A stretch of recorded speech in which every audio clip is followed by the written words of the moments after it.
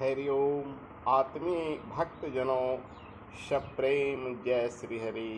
ओम aim ओम जय माँ सरस्वती। संसार में सर्वोच्च स्थान माँ का है। माँ मनुष्य की प्रथम गुरु होती है। माँ मनुष्य की निर्मात्री होती है। उससे बढ़कर कोई भी नहीं है। सचमुच कहा गया है, उसके कदमों के तले जन्नत होता है, अर्थात स्वर्ग होता है। माँ अपने पुत्र को जैसा बनाना चाहती है वैसा बन जाता है। इतना ही नहीं कि जन्म लेने पर माँ चाहे तो जन्म से पहले उसका निर्माण करती है। गर्भावस्था में शिशु के आने पर ही वो उसका निर्माण करती है।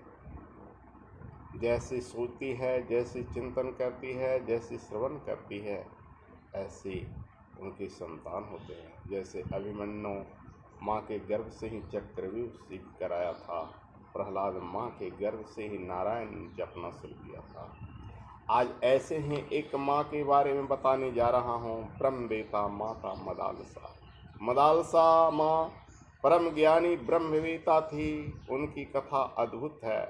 पुराण कथा के अनुसार काशी के सत्यजीत नामक एक महाप्रक्रमी राजा शासन करते थे। उनके पुत्र का नाम ऋतुध्वज था। ब्रह्मवादिनी माता मदालसा इन्हीं ऋतुध्वज की भार्या थी, यानी धर्मपत्नी थी। वे विश्वसु गंधर्वराज की पुत्री थी। उनकी ब्रह्म ज्ञान जगत में विख्यात है। पुत्रों को पालने में झुलाते झुलाते इन्होंने ब्रह्म ज्ञान का उपदेश दिया। उन दिनों वे गाया करती थी अपने बच्चों को, शुद्धो असि बुद्धो असि निरंजनो असि संसार माया परिवर्तनो असि, यानी तुम शुद्ध बुद्ध निरंजन हो, ब्रह्म स्वरूप हो वत्स।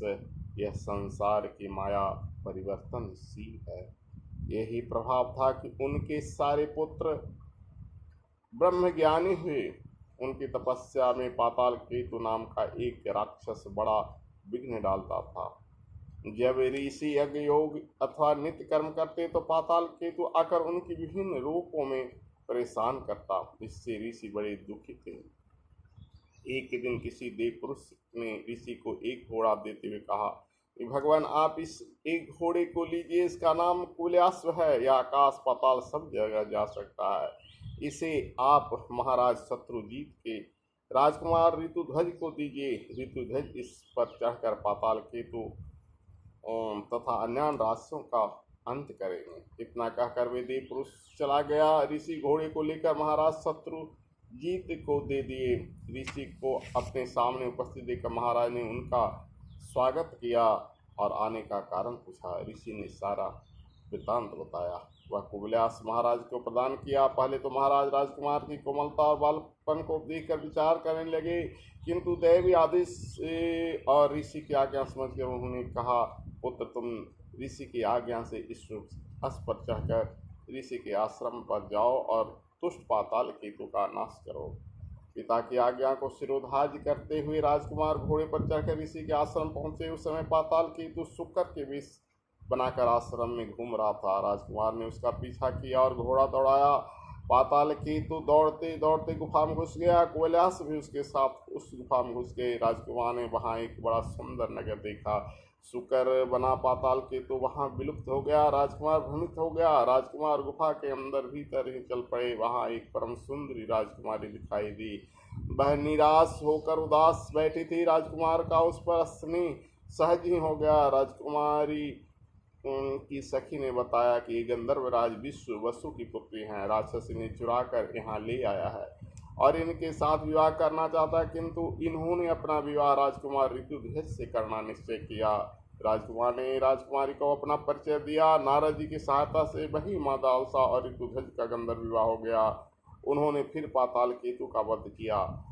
मदालसा को लेकर राजकुमारी अपनी राजधानी में पधारे और महाराज तथा प्रजा ने कुमार और नववधु को हृदय से स्वागत किया। राजकुमार मदालसा के साथ सुखपूर्वक रहने लगे। एक बार महाराज ने राजकुमार से कहा, पुत्र तुम्हारे पास कुबल्यास है, जाओ राज में घूमो, जहाँ राक्षस हो उनका विनाश करो, दुष्टों को दंड दो। ऋषियों को सुखी करो। महाराज की आज्ञा सिरोधार्य कर राजकुमार अपने अश्व पर चढ़कर राज में घूमने लगे। पाताल केतु का एक भाई मायावी ताल केतु था। उसने ब्राह्मण का रूप धारण कर छलपूर्वक राजकुमार से मणि मांग ली। वह वृद्ध ब्राह्मण के रूप में महाराज शत्रुजीत की राजधानी पहुंचा। उसने वहां बताया कि कुमार एक राक्षस के साथ लड़ते लड़ते स्वर्ग सिधार गए। इस समाचार से सब लोग बड़े दुखी हुए। मदालसा ने भी अग्नि में प्रवेश किया। पीछे सब जब ऋतुध्वज आए तो उन्होंने अपनी पत्नी को यह दशा देख कोई घोर तप करने लगे। शिव जी के कृपा से कुमार को मदालसा मिल गई और राजकुमार सुखपूर्वक रहने लगे। कालांतर में महाराज शत्रुजीत स्वर्गवासी हो गए। ऋतुध्वज का राज्याभिषेक हुआ। उनके 3 पुत्र हुए जिनके नाम विक्रांत, सुबाहु और अग्नि मर्दन थे। तीनों को महारानी ने ब्रह्म ज्ञानी बनाया। ये तीनों ही सन्यासी बन गए, संसार त्यागी बन गए। चौथे पुत्र अलर्क को महारानी ने ब्रह्म ज्ञान सिखाने लगी तो राजा ने मना किया कि हे देवी, राज कौन संभालेगा, इसलिए इसे राज के जोग रहने दो। रानी ने बात मानकर उसे राज के जोग रहने दिया। ऐसी थी माता मदालसा। तो भाइयों, नारी की महिमा अनुभव है। हरिओम तत्सत। ओम।